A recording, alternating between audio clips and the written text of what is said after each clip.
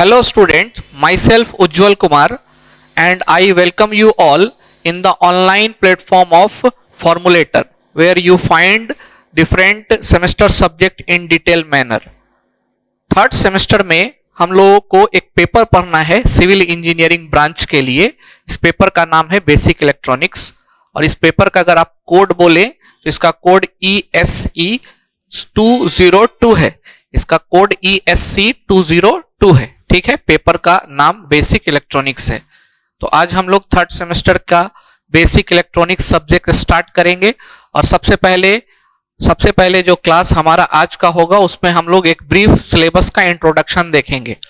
Syllabus का introduction देखने से पहले मैं आपको बता देना चाहता हूं कि ये बहुत ही इंपॉर्टेंट पेपर है आपके लिए।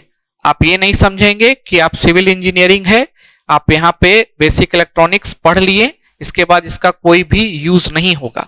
इसका यूज आप आगे देखेंगे, आप आगे कॉम्पिटिटिव एग्जामिनेशन में जब बैठेंगे, चाहे वो जेई लेवल का हो, चाहे वो एई लेवल का हो, है ना, असिस्टेंट इंजीनियर लेवल का या जूनियर लेवल का अगर होता है तो सभी जगह पर बेसिक इलेक्ट्रॉनिक्स से काफी क्वेश्चन पूछे जाते हैं। और बेसिक इलेक्ट्रॉनिक्स काफी स्कोरिंग सब्जेक्ट है, इसमें आप अच्छा स्कोर उठा सकते हैं। इसलिए इस सब्जेक्ट को आपको नेग्लेक्ट करके नहीं चलना है। आपको ये नहीं सोचना है कि मैं सिविल इंजीनियरिंग ब्रांच का हूं तो बेसिक इलेक्ट्रॉनिक्स मेरे लिए बस यही सेमेस्टर भर के लिए जरूरत है। तो पूरा डिटेल वे में विथ कंसेप्ट आपको इस सब्जेक्ट के अंदर चलना है। ये कंसेप्चुअल सब्जेक्ट है जो इलेक्ट्रॉनिक्स से लेकर के आपको दिया गया है और आप सिविल इंजीनियरिंग में इसका किस तरह से यूटिलाइजेशन करेंगे, इस चीज को आपको यहाँ पर जब पूरा कंटेंट आप पढ़ लेंगे तब आप एक एनालिसिस कर सकते हैं कि how we can use electronics in civil engineering. So before starting the syllabus introduction, I want to tell you that it is very much important for you because only in this semester you have to study basic electronics. After that you will not have the paper of what electronics. इसलिए इसको काफी अच्छे से पढ़ना है और ऐसा पढ़ना है कि ताकि आपको आगे किसी प्रकार की कोई भी दिक्कत ना हो जब ये कहीं पर आप किसी कॉम्पिटिटिव एग्जाम में जाते हैं या even when you go some interview they will ask you a simple question regarding basic electronics. So let us start the brief syllabus introduction. वैसे मैंने डिटेल सिलेबस पूरा बोर्ड के ऊपर लिख दिया है और हम लोग देखेंगे कि इसमें हमको क्या क्या पढ़ना है और किस तरह से हम इसको पढ़ेंगे, कितना नंबर ऑफ आवर हमको लगेगा इस पूरे सिलेबस को सक्सेसफुली कंप्लीट कराने में। और सक्सेसफुल कहने का मतलब ये है कि आपको समझ में आना चाहिए। सक्सेसफुल का मतलब मेरे लिए यही है कि हम यहाँ पे जो भी पढ़ाएं वो आपको समझ में आना चाहिए। ठीक है, तो चलिए हम लोग स्टार्ट करते हैं सिलेबस से। सिलेबस में कुल हमको 4 मॉड्यूल पढ़ना है, मॉड्यूल 1, मॉड्यूल 2, मॉड्यूल 3, मॉड्यूल 4। तो सबसे पहले मॉड्यूल 1 की बात करते हैं। मॉड्यूल 1 में आपको डायोड एंड एप्लीकेशन पढ़ना है। डायोड एंड एप्लीकेशन पढ़ने से पहले हम आपको इंट्रोडक्शन के अंदर सेमीकंडक्टर के बारे में बताएंगे, सेमीकंडक्टर का एनर्जी बैंड डायग्राम बताएंगे। उसके बाद types of semiconductor, P type, N type semiconductor जो कि एक्सट्रिंसिक सेमीकंडक्टर का पार्ट होता है, और अगर टाइप्स ऑफ सेमीकंडक्टर की बात करें तो हमारा इंट्रिंसिक और एक्सट्रिंसिक सेमीकंडक्टर होता है। इसके बारे में यहां तक हम लोग डिस्कस करेंगे। तब जाकर के हम पीएन जंक्शन के बारे में आपको बताएंगे और पीएन जंक्शन बताने के बाद आपको ये टॉपिक स्टार्ट होगा सेमीकंडक्टर डायोड्स के बारे में। सेमीकंडक्टर डायोड्स आइडियल भी हो सकता है और प्रैक्टिकल भी हो सकता है, इस चीज को हम लोग वहां पे देखेंगे। डायोड के अंदर रेसिस्टेंस होता है, एसी रेसिस्टेंस, डीसी रेसिस्टेंस, इसके बारे में हम लोग डिस्कस करेंगे। हम बताएंगे वहां पे आपको कि रेसिस्टेंस क्या होता है and how we can define AC resistance and DC resistance, और you can say dynamic resistance और static resistance in case of diode. ठीक है, उसके बाद डायोड का इक्विवेलेंट इलेक्ट्रिकल सर्किट डायग्राम हमको वहां पे देखना है। लोड लाइन एनालिसिस करना है हमको, लोड लाइन क्या होता है ये भी बताया जाएगा। फिर डायोड के कुछ एप्लीकेशन का हमको स्टडी करना है। Some application of diode we have to study here. पहला हमारा क्या है, diode working as a switch. Diode switch की तरह काम करता है, कैसे काम करता है ये चीज हमको वहां देखना है। डायोड एक रेक्टिफायर की तरह काम करता है। रेक्टिफायर एक इलेक्ट्रॉनिक डिवाइस है जो एसी को पल्सेटिंग डीसी में कन्वर्ट करता है। 2 प्रकार का रेक्टिफायर होता है, half wave rectifier and full wave rectifier, दोनों हमको यहाँ पे पढ़ना है। मैंने मेंशन नहीं किया है बट आपके सिलेबस में दिया हुआ है half wave rectifier and full wave rectifier with and without filter. एक रेक्टिफायर के बाद हम लोग फिल्टर लगाते हैं और फिल्टर नहीं भी लगाते हैं। नहीं लगाएंगे तो पल्सेटिंग डीसी हमको मिलेगा। डीसी मतलब डायरेक्ट करंट, जिसका वैल्यू चेंज ना हो, लेकिन किस नेचर का मिलेगा? पल्सेटिव नेचर का। पल्सेटिंग मतलब ये थोड़ा थोड़ा वेरिएशन होगा उसमें। उसको प्योर डीसी में कन्वर्ट करने के लिए हमको कैपेसिटी फिल्टर की जरूरत पड़ती है। तो हम लोग कैपेसिटी फिल्टर लगा करके और बिना कैपेसिटी फिल्टर लगा करके दोनों केस में फुल वेव और हाफ वेव रेक्टिफायर के आउटपुट को स्टडी करेंगे। इसके बाद हमको डायोड के ब्रेकडाउन मैकेनिज्म के बारे में समझना पड़ेगा कि डायोड जब रिवर्स बायस कंडीशन में होता है, डायोड की वर्किंग हम बताएंगे, forward bias and reverse bias.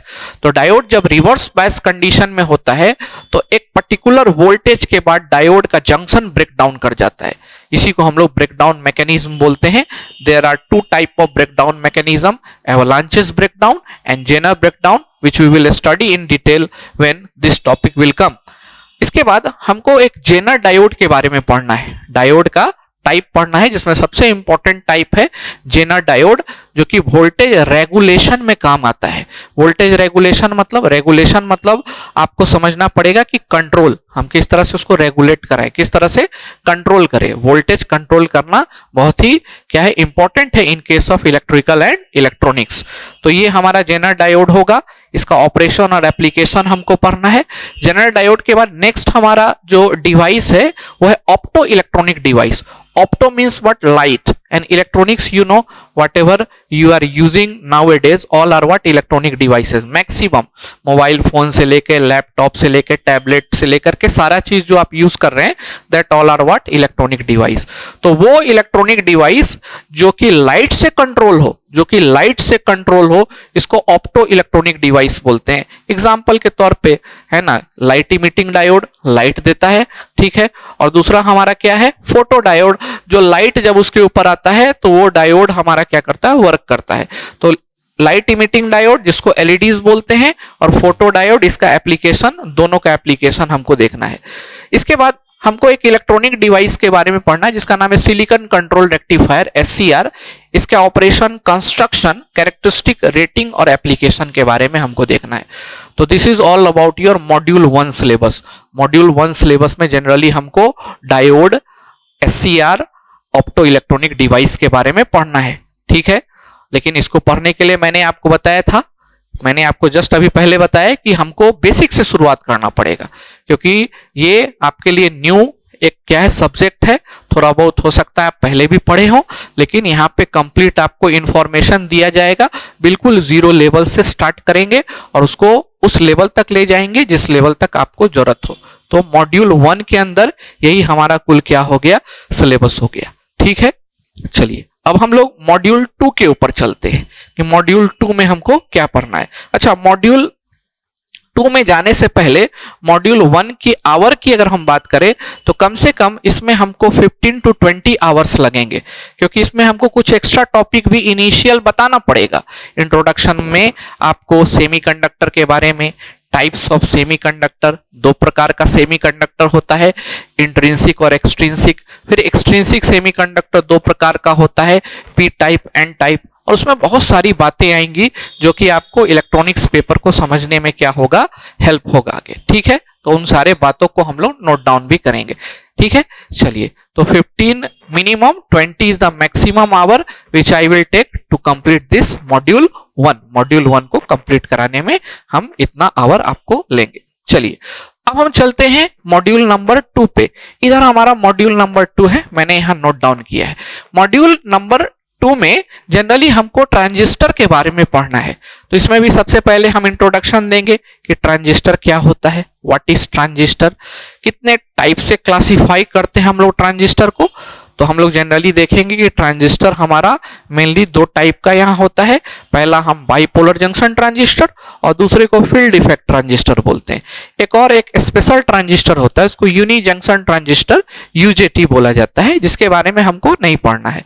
हमको बेसिकली 2 ही ट्रांजिस्टर पढ़ना है, एक बाइपोलर जंक्शन ट्रांजिस्टर और दूसरा फील्ड इफेक्ट ट्रांजिस्टर। अब बाइपोलर जंक्शन ट्रांजिस्टर दो टाइप का होता है, NPN transistor and PNP transistor. तो हम लोग फोकस करेंगे एनपीएन ट्रांजिस्टर पे। इसका क्या रीजन होगा ये हम आपको बताएंगे। और उसी तरह फील्ड इफेक्ट ट्रांजिस्टर दो प्रकार का होता है, जंक्शन फील्ड इफेक्ट ट्रांजिस्टर जिसको जेएफईटी बोला जाता है, and metal oxide semiconductor field effect transistor जिसको मॉसफेट बोला जाता है। और ये मॉसफेट दो प्रकार का होता है, डिप्लीशन मॉसफेट, इनहैंसमेंट मॉसफेट। तो सब के बारे में हमको स्टडी करना है। यहाँ आप देखिए, यहाँ लिखा हुआ है सबसे पहले बाइपोलर जंक्शन ट्रांजिस्टर के बारे में आपको पढ़ना है। इसका कंस्ट्रक्शन कैसे करेंगे हम, ऑपरेशन कैसे होगा इसके अंदर, ये किस तरह से किसी सिग्नल को एम्पलीफाई करता है, इसके इनपुट में अगर हम इतना छोटा सा सिग्नल दे तो उसको एम्पलीफाई करके इतना बड़ा बना दे, इसी को हम एम्पलीफिकेशन बोलते हैं। ठीक है, इसके बाद हमको कॉमन बेस, सीबी मतलब कॉमन बेस, सी मतलब कॉमन इमीटर और सीसी मतलब कॉमन कलेक्टर, ये configuration of bipolar junction transistor हो गया। इसके बारे में हम बताएंगे। तो पहले हम बताएंगे कि कॉन्फ़िगरेशन क्या होता है और इसको कॉमन बेस, कॉमन इमीटर और कॉमन कलेक्टर के रूप में हम लोग क्या करते हैं, सब डिवाइड करते हैं। तीनों का क्या क्या इंपॉर्टेंस है इस चीज को भी हम लोग स्टडी करेंगे। उसके बाद हम लोग ट्रांजिस्टर, बाइपोलर जंक्शन ट्रांजिस्टर की बात कर रहे हैं, इसके ऑपरेटिंग पॉइंट का स्टडी करेंगे कि किस तरह से एक पॉइंट, ऑपरेटिंग पॉइंट उसका सेलेक्ट किया जाए, उसका वोल्टेज और करंट इस तरह से सेलेक्ट किया जाए कि वो प्रॉपर एक्शन को परफॉर्म कर सके, ट्रांजिस्टर प्रॉपर एम्पलीफाइंग एक्शन को परफॉर्म कर सके। ऐसा नहीं कि हर जगह ट्रांजिस्टर एम्पलीफिकेशन करेगा, ट्रांजिस्टर एक प्रॉपर पॉइंट पर ही हमारा एम्पलीफायर की तरह वर्क करेगा। इसलिए हमको selection of proper operating point यहाँ पे देखना पड़ेगा। ठीक है, चलिए नेक्स्ट हमारा वोल्टेज डिवाइडर बायस कॉन्फ़िगरेशन है ना, ये आएगा। ये हमारा बाइपोलर जंक्शन ट्रांजिस्टर के बारे में पढ़ना है, बाइपोलर जंक्शन ट्रांजिस्टर के बारे में पढ़ना है। इसके बाद सेकंड टाइप है आपका फील्ड इफेक्ट ट्रांजिस्टर, शॉर्ट में इसको एफईटी बोलते हैं। इसका कंस्ट्रक्शन कैसे होगा, कैरेक्टरिस्टिक कैसे हम लोग इसका खींचेंगे, ड्रॉ करेंगे, VI कैरेक्टरिस्टिक, करंट वोल्टेज या वोल्टेज करंट कैरेक्टरिस्टिक। तो करंट वोल्टेज या वोल्टेज करंट दोनों में से कुछ एक ही बोले आप, हम किसका देखेंगे तो JFET का, जंक्शन फील्ड इफेक्ट ट्रांजिस्टर का। उसके बाद हमको डिप्लीशन, इसको बोलते हैं हम लोग डिप्लीशन और इसको बोलते हैं इनहांसमेंट, शॉर्ट में मैंने लिखा है ना, मॉसफेट।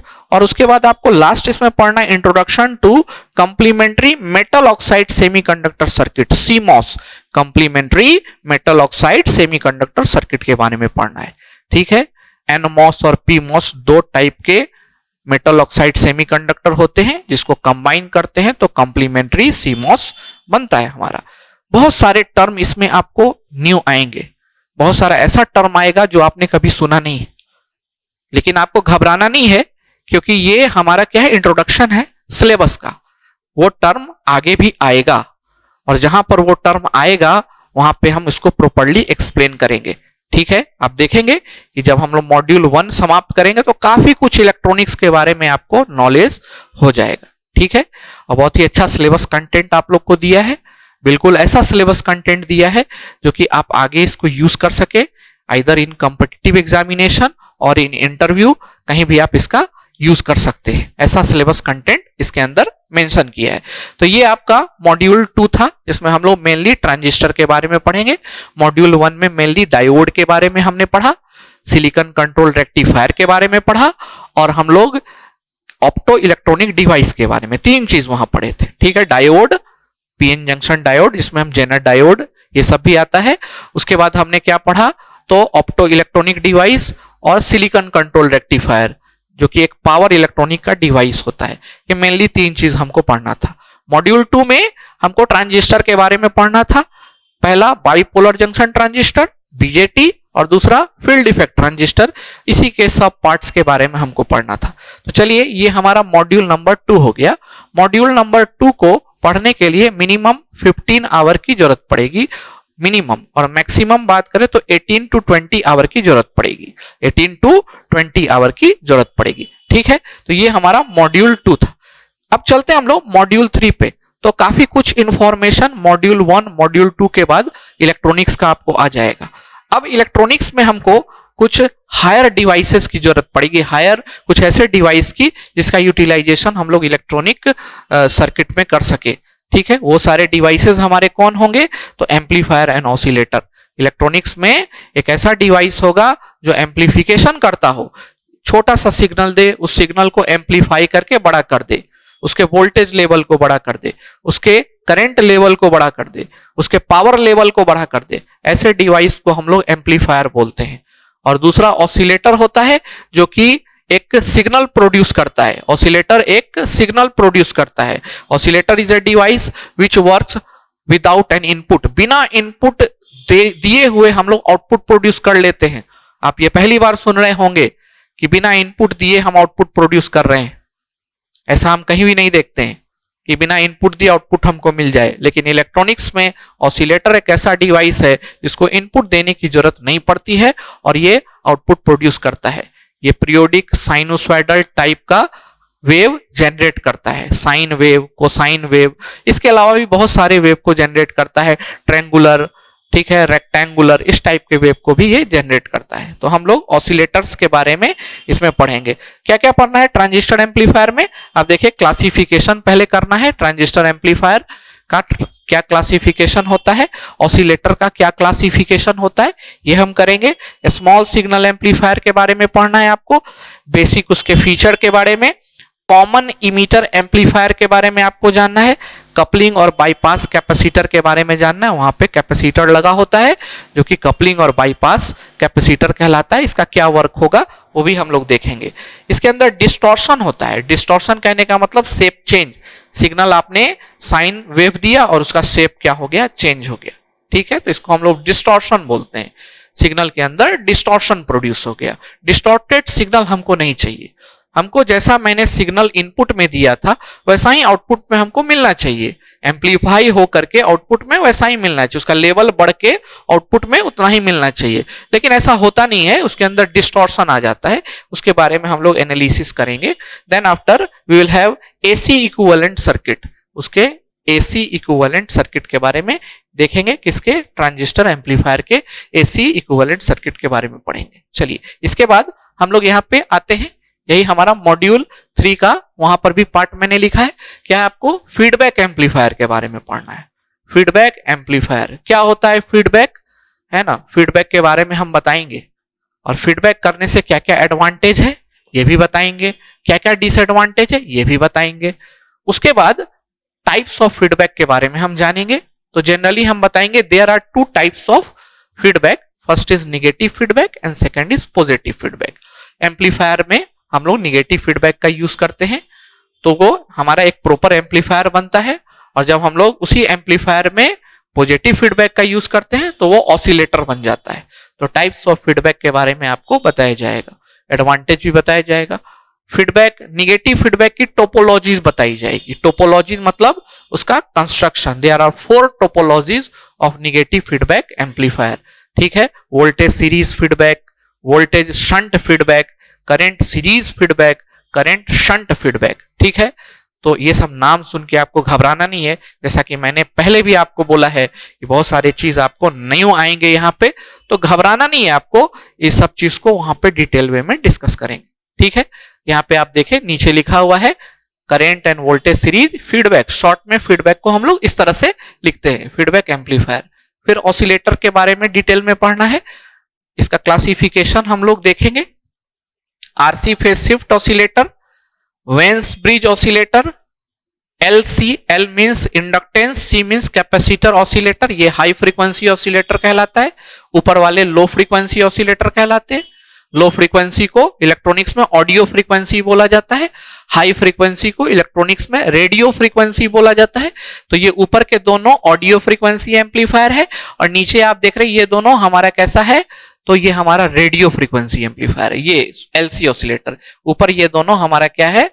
ऑडियो फ्रीक्वेंसी एम्पलीफायर, और ये हमारा रेडियो फ्रीक्वेंसी एम्पलीफायर है। एक नॉन साइनोसॉइडल ऑसिलेटर जो साइन वेव को प्रोड्यूस ना करे उसको नॉन साइनोसॉइडल ऑसिलेटर बोलते हैं। तो this is all about your module number 3। ठीक है, तो मॉड्यूल नंबर 3 में हमको ट्रांजिस्टर एम्पलीफायर और ट्रांजिस्टर का यूज करके ऑसिलेटर के बारे में पढ़ना है। ट्रांजिस्टर हम लोग ऑलरेडी मॉड्यूल नंबर 2 में पढ़ लिए होंगे।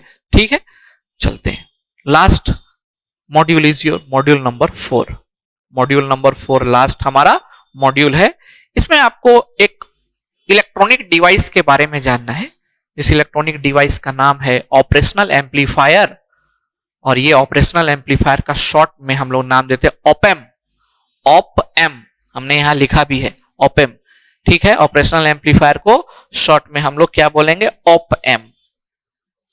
ये एक प्रकार का डिवाइस होता है जो कि मैथमेटिकल ऑपरेशन को परफॉर्म करता है।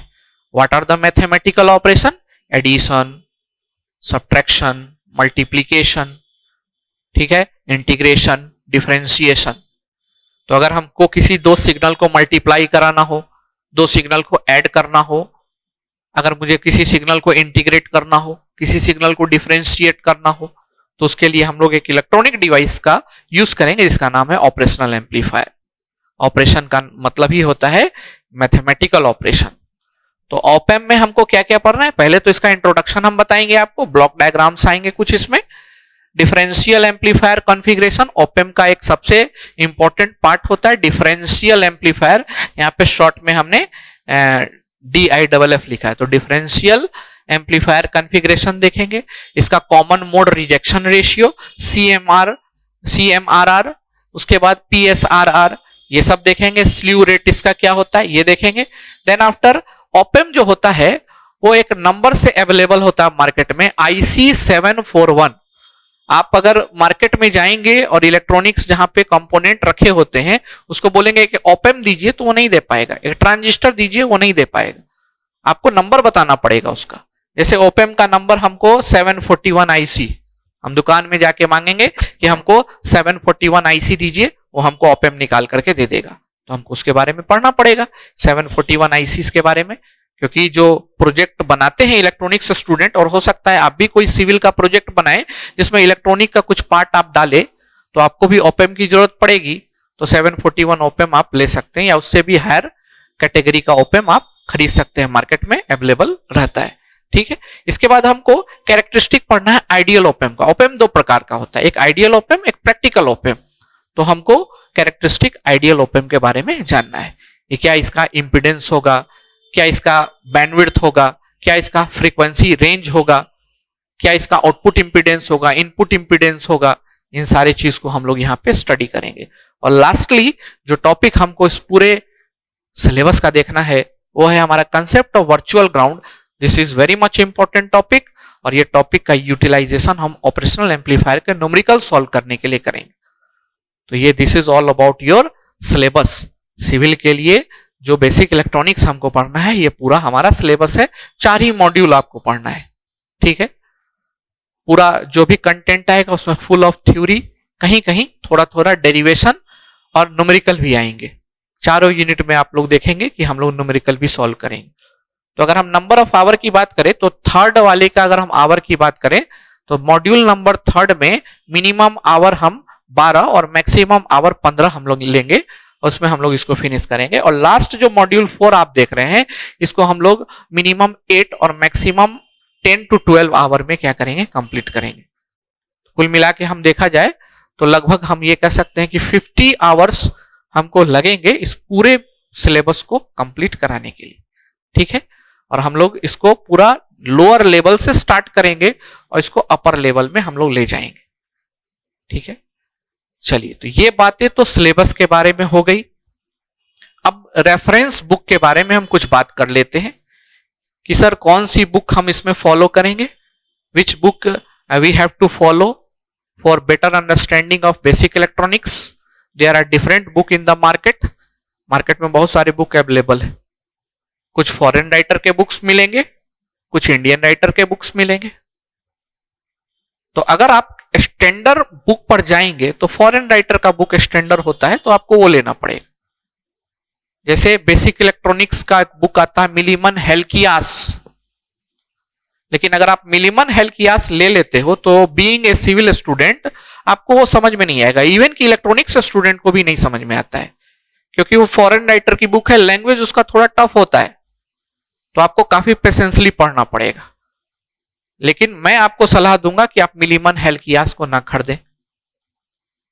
आप कोई इंडियन राइटर का बुक ले, जिससे आपको एक बेटर अंडरस्टैंडिंग मिले, लैंग्वेज उसका इजी हो, आप आराम से उस चीज को समझ सके। ये चीज हमको वहां पे देखना है। तो उसके लिए 2 बुक मैं आपको बताने जा रहा हूं, जो बुक आप फॉलो कर सकते हैं, जिसमें बहुत ही डिटेल वे में और बहुत ही अच्छे तरीके से हमारे पूरे सिलेबस को कवर किया गया। पूरा सिलेबस आपको उसके अंदर मिल जाएगा। पहला बुक है principle of electronics by V K Mehta. इस चीज को आप नोट कर लेंगे, मैं यहां पे लिख नहीं रहा हूं। उसका नाम है principle of electronics by V K Mehta. Basic electronics V K Mehta आप कह देंगे दुकान में, जहां पर इंजीनियरिंग का बुक रखता है, आपको दे देगा। तो principle of electronics by V K Mehta है ना, एस चांद पब्लिकेशन का बुक आता है, ये आप परचेस कर सकते हैं मार्केट से।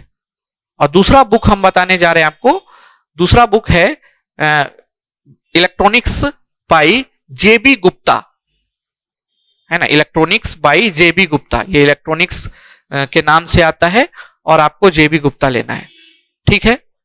इसके अलावा एक और बुक संजय शर्मा का भी आता है, वो भी आप ले सकते हैं, वो भी अच्छा लिखे हैं, जेबी गुप्ता भी अच्छा लिखे हैं। लेकिन आप वीके मेहता लेंगे तो उसमें बहुत ज्यादा थ्योरी आपको नहीं मिलेगा, जितना आपको समझने लायक कंसेप्ट है वो आपको उसमें मिल जाएगा। तो मेरे हिसाब से अगर आप बिगनर हैं, बिगनर मतलब स्टार्ट कर रहे हैं इलेक्ट्रॉनिक्स पेपर पढ़ना, है ना, तो being a electronic student teacher faculty, और पहले मैं स्टूडेंट भी था इलेक्ट्रॉनिक्स का, अभी भी पीएचडी करूंगा तो इलेक्ट्रॉनिक्स हो जाऊंगा, इलेक्ट्रॉनिक्स के स्टूडेंट हो जाऊंगा। तो बीइंग अ इलेक्ट्रॉनिक फैकल्टी मैं आपको सजेस्ट करूंगा कि आप principle of electronics by V K Mehta ले सकते हैं अगर आपको इंटरेस्ट हो। अदरवाइज बोर्ड के ऊपर पूरा सिलेबस से कंटेंट नोट्स आपको मिल जाएगा हर यूनिट का। I will provide you the complete notes on the board itself. लिखने के लिए आपको टाइम भी देंगे, आप वीडियो को रोक के लिख भी सकते हैं, नोट्स प्रॉपर बना भी सकते हैं, ठीक है। तो ये चीज आप कर सकते हैं। अब मेरा कुछ सजेशन है आपको इस सब्जेक्ट को पढ़ने के लिए। सजेशन ये है कि आप इसमें एक सबसे पहले अच्छी सी कॉपी बनाएंगे, जिसके अंदर पूरा कंप्लीट नोट्स बनाएंगे, और इस पूरे सिलेबस को पढ़ने के लिए हम लोग यूनिट बाय यूनिट पहले फॉलो करेंगे, यूनिट 1, यूनिट 2, यूनिट 3, यूनिट 4। तो यूनिट 1 पढ़ाएंगे तो आप साथ साथ जिस दिन जो वीडियो होगा उस दिन उस वीडियो को जरूर आप देखेंगे। जैसे वो वीडियो आपके ऐप पर अपलोड हो जाएगा उसको जरूर देखेंगे, ठीक है, और उसको नोट करने की कोशिश करेंगे बोर्ड के ऊपर से ही। ये इफिशियंट वे हुआ इलेक्ट्रॉनिक सब्जेक्ट को पढ़ने का, बेसिक इलेक्ट्रॉनिक सब्जेक्ट को पढ़ने का, ठीक है, कि जिस दिन जो लेक्चर आपके ऐप पर आया उसी दिन उसको ट्राई करेंगे कंप्लीट करने का, और उसी दिन उसका पूरा नोट्स भी आप उतार लेंगे। कोई लेक्चर स्किप नहीं करेंगे, कोई लेक्चर को आप फास्टली प्ले नहीं करेंगे।